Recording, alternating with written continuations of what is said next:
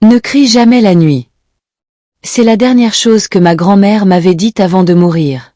Je n'y avais jamais vraiment cru, pensant que ce n'était qu'une superstition parmi tant d'autres. Mais cette nuit-là, dans mon village au cœur de l'Afrique, j'ai compris que ce n'était pas un simple proverbe, mais un avertissement.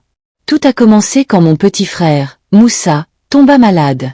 Il respirait difficilement, sa poitrine sifflait comme un tambour fendu. Ma mère pleurait, mon père courait d'une case à l'autre cherchant un remède. Dans la panique, j'ai pris Moussa dans mes bras et oubliant les mots de grand-mère, j'ai crié. J'ai crié si fort que l'écho a traversé la forêt. À l'aide! Venez! Mon frère meurt! Le silence qui suivit fut plus lourd que la mort. Puis, un vent glacial se leva. Les chiens se mirent à hurler. Les vieux du village sortirent, le regard grave. Ils savaient. Moi, je ne comprenais pas encore.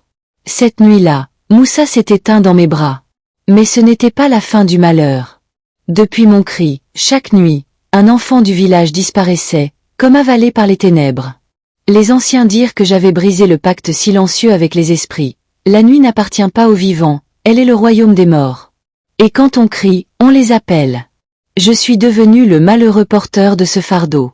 Les mères me regardaient avec haine, les pères m'évitaient. Même ma propre mère ne me touchait plus. On me tenait responsable de la douleur du village.